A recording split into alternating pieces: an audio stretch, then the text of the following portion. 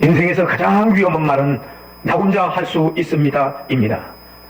여러분, 사람은 태어날 때부터 혼자 태어나지만은 혼자 살도록 만들어진 존재는 아닙니다. 갓난아이는 혼자 밥을 먹을 수가 없습니다. 혼자 걸을 수도 없습니다. 혼자 자신을 보호할 수도 없습니다. 그런데 이상하게도 사람이 조금 성장하면은 이런 생각을 하기 시작합니다. 이제 나는 혼자 할 수 있어. 젊을 때에는 그것이 자신감처럼 보입니다. 그런데 인생을 조금 더 살다 보면 알게 됩니다. 혼자 할 수 있는 것과 혼자 살아도 된다는 것은 전혀 다른 이야기구나. 어떤 사람은 돈이 많습니다. 그런데 외롭습니다. 어떤 사람은 사회적으로 성공을 했습니다. 그런데 마음을 터놓을 사람이 없습니다. 어떤 사람은 가족이 많습니다. 그런데 정작 영적으로는 혼자입니다. 전도서 기자가 바로 그 모습을 발견했습니다. 전도서 4장 8절입니다. 어떤 사람은 아들이 없이 형제도 없이 홀로 있으나 그의 모든 수고에는 끝이 없도다. 이 사람에게 무엇이 문제입니까? 돈이 없는 것이 아닙니다. 성공도 못한 것이 아닙니다. 너무 열심히 일합니다. 그런데 문제가 있습니다. 누구를 위하여 내가 수고를 하고 있는가? 이 질문에 답이 없다라는 것이지요. 그래서 전도자는 이것을 가리켜 헛되다고 말하고 있습니다. 여러분, 이것이 오늘 우리 시대의 비극일 수가 있습니다. 사람들은 더 많이 연결되어 있는데 더욱 외롭습니다. 휴대전화에는 수백 명의 연락처가 있지만은 정작 밤늦게 내 마음 아픈 이야기를 할 사람은 없습니다. SNS에 수많은 사람이 있지만은 내 눈물을 닦아줄 사람이 없습니다. 세상은 점점 편리해졌는데 사람의 마음은 점점 고립되어 가고 있습니다. 그런데 오늘 이 본문은 아주 놀라운 처방을 내놓습니다. 전도서 4장 9절입니다. 두 사람이 한 사람보다 나으면 그들이 수고함으로 좋은 상을 얻을 것입니다. 그리고 10절에 혹시 그들이 넘어지면 하나가 그 동물을 붙들어 일으키려니와, 여기서 중요한 단어가 있습니다. 넘어지면 성경은 믿음이 좋은 사람은 절대 넘어지지 않는다라고 말씀하고 있지 않습니다. 오히려 이렇게 말합니다. 넘어질 수 있다. 그러나 중요한 것은 넘어졌다 이것이 아닙니다. 넘어졌을 때에 나를 일으켜 줄 수 있는 사람이 있느냐, 이것이 중요한 것입니다. 오늘 말씀은 우리에게 아주 중요한 사실을 가르쳐주고 있습니다. 혼자서 강해지는 것이 신앙의 목표가 아닙니다. 넘어졌을 때에 서로 일으켜 세우는 사람이 되는 것이 신앙의 성숙인 것입니다. 전도서 4장 7절에서부터 12절을 통해서 세 가지 저와 여러분이 은혜를 나누기를 원합니다. 첫 번째로는 혼자서 모든 것을 가지려고 하면 결국 인생의 목적을 잃어버리는 것입니다. 전도서 4장 8절에 다시 보십시오. 어떤 사람이 아들이 없이 형제도 없이 홀로 있으나 그의 모든 수고에는 끝이 없도다. 이 사람은 게으른 사람이 아닙니다. 굉장히 부지런한 사람입니다. 수고도 합니다. 그런데 이상하지요. 수고의 끝에는 만족이 없다라는 것입니다. 왜 그렇습니까? 내가 왜 이렇게 열심히 사는가라는 이 목적이 사라졌기 때문입니다. 전도자는 그 사람을 이렇게 표현합니다. 그의 눈은 부여를 족하게 여기지 아니하면서, 얼마나 무서운 말입니까? 많이 가지고 있는데도 만족함이 없습니다. 더 벌어야 합니다. 더 가져야 합니다. 더 인정받아야 합니다. 그런데 더 많이 가질수록 마음은 오히려 공허해집니다. 여러분, 사람은 소유가 부족해서 외로운 것이 아니라 관계가 끊어질 때에 외로워집니다. 하나님께서 인간을 처음 만드실 때도 이것을 보여주셨습니다. 창세기 2장 18절입니다. 사람이 혼자 사는 것이 좋지 아니하니 내가 그를 위하여 동해피를 지으리라. 아담에게 부족했던 것은 돈이 아니었습니다. 집도 있었습니다. 일도 있었습니다. 에덴 동산도 있었습니다. 하나님과의 관계도 있었습니다. 그런데 하나님께서 말씀하셨습니다. 사람이 혼자 사는 것이 좋지 아니하다. 이것은 단순히 결혼에 대한 말씀만이 아닙니다. 하나님께서 인간을 관계적인 존재로 창조하셨다는 선언인 것입니다. 그래서 신앙생활도 혼자 할 수가 없습니다. 히브리서 10장 24절 25절에는 이렇게 기록이 되어 있습니다. 서로 돌아보아 사랑과 선행을 격려하며 모이기를 피하는 어떤 사람들의 습관과 같이 하지 말고, 신앙에는 서로가 있습니다. 서로 돌아보고 서로 격려하고 서로 권면해야 합니다. 왜 그렇습니까? 믿음은 혼자만이 가지고 있는 것보다 서로 나눌 때에 강해지기 때문입니다. 사무엘상 25장을 보십시오. 다윗이 크게 분노하는 모습을 볼 수가 있습니다. 다윗이 분노에 사로잡혀서 나발의 집을 치려고 합니다. 다윗은 이미 기름 부은 사람입니다. 믿음의 사람입니다. 그런데 지금은 감정이 앞섭니다. 그때 누가 나타납니까? 바로 아비가일입니다. 아비가일은 다윗 앞에 엎드려서 그녀는 다윗의 감정을 자극하지 않았습니다. 오히려 다윗이 하나님의 사람답게 행동하도록 막아섰습니다. 사무엘상 25장 32절 33절에 보면은 다윗은 놀라운 고백을 합니다. 오늘 너를 보내어 나를 영접하게 하신 이스라엘의 하나님 여호와를 찬송할지어다. 또 내 지혜를 칭찬할지며 또 내게 복이 있을지로다. 보십시오. 다윗에게 그 순간 필요한 것은 칼이 아니었습니다.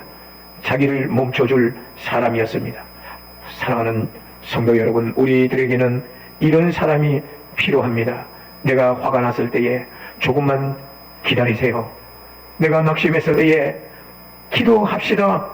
내가 잘못된 길로 갈 때 그 길은 아닙니다 라고 말해줄 수 있는 사람입니다. 그리고 우리도 그런 사람이 되어야 합니다. 신앙이 깊어졌다라고 하는 것은 혼자서 모든 문제를 해결하라는 뜻이 아닙니다. 오히려 내 옆에 사람이 무너지지 않도록 붙들어주는 사람이 되는 것입니다.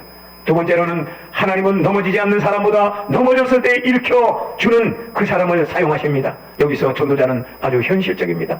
혹시 넘어지면은 여러분, 성경은 우리의 넘어짐이 없다고 약속하지 않았습니다. 시편 37편 24절은 말합니다. 그는 넘어지나 아주 엎드려지지 아니함은 여호와께서 그의 손을 붙드심이라. 여기에는 두 가지가 동시에 있습니다. 넘어질 수 있다. 그러나 엎드려지지 않습니다. 왜 그렇습니까? 하나님이 붙드시기 때문입니다. 그런데 하나님께서 우리를 붙드실 때에 종종 사람을 사용하십니다. 갈라디아서 6장 1절 2절의 말씀입니다. 너희는 서로 짐을 지라 그리하여 그리스도의 법을 성취하라. 여기서 서로라는 말이 대단히 중요합니다. 내 짐만 지는 것이 아닙니다. 다른 사람의 짐도 함께 져주는 것입니다. 그리스도 예수의 증인 에바브라는 유명한 사도가 아닙니다. 베드로처럼 유명하지 않습니다. 바울처럼 큰 사역을 한 사람도 아니었습니다. 그런데 성경은 그를 기억합니다. 왜 그렇습니까?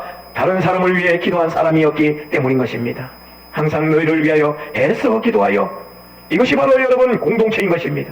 내가 직접 문제를 해결하지 못할 때에도 기도로 그 사람이 곁에 서 있는 것입니다.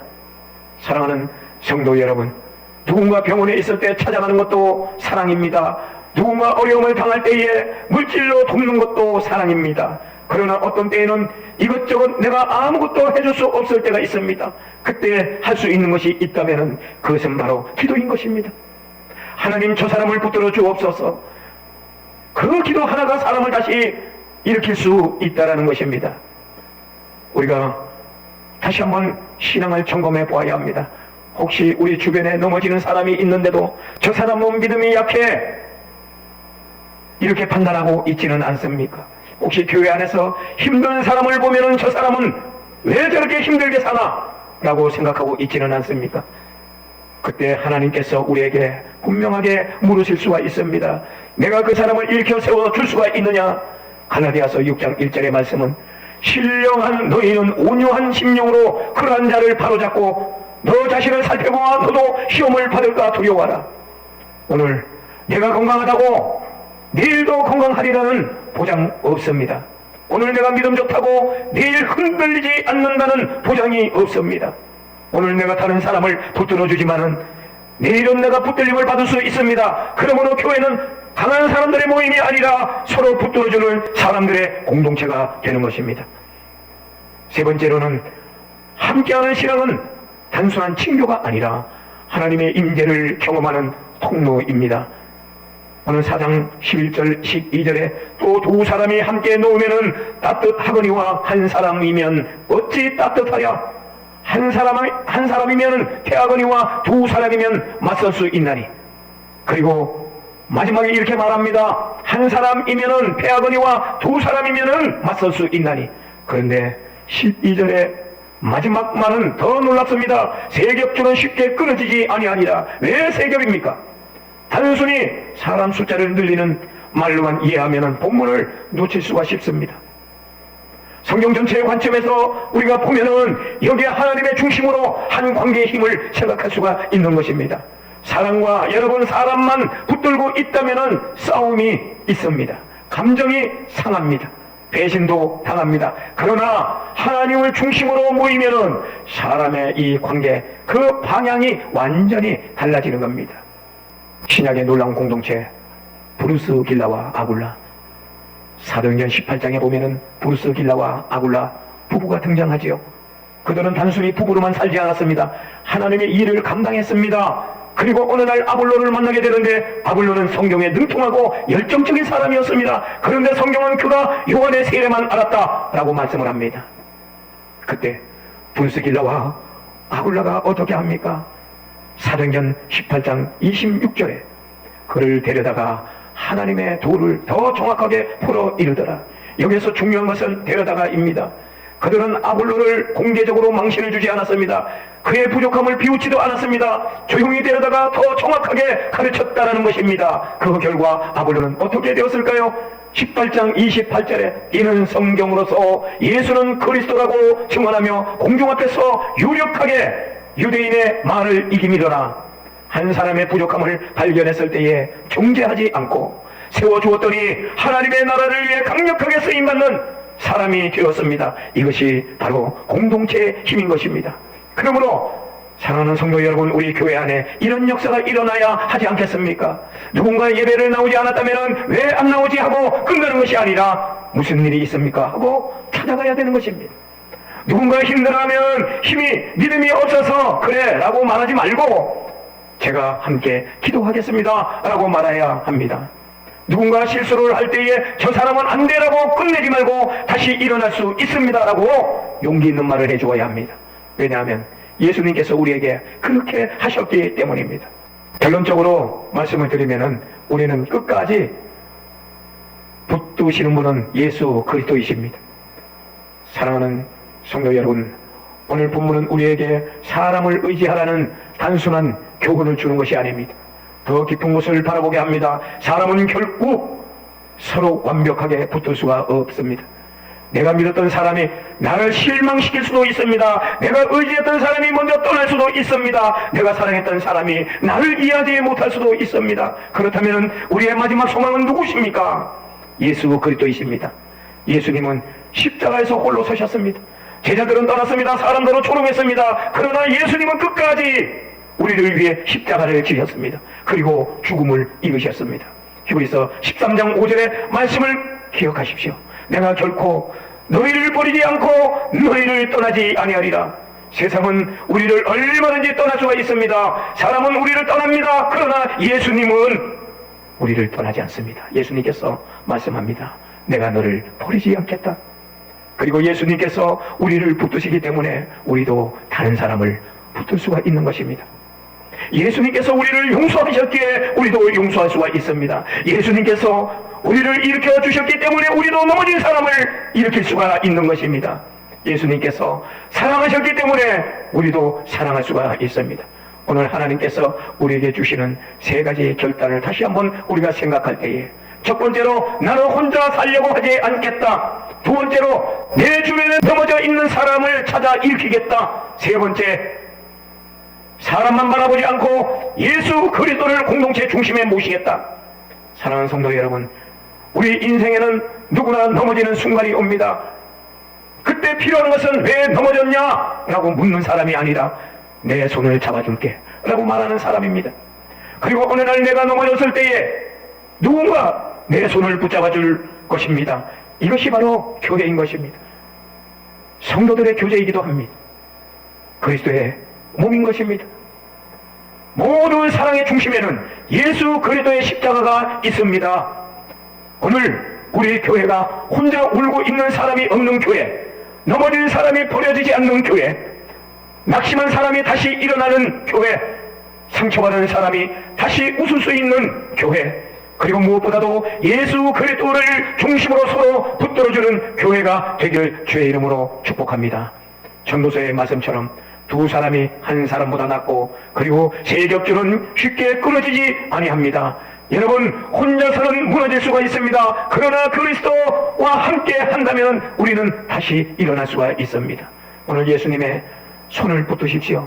그리고 내 손도 누군가에 내미시기를 바랍니다. 내가 일어나는 것에서 끝나지 말고 누군가를 일으키는 성도가 되시기를 바랍니다. 그때 우리가 다시 우리의 가정이 살아나고 우리 교회가 살아나고 공동체가 살아나고 하나님 나라가 확정되어지는 줄로 믿습니다.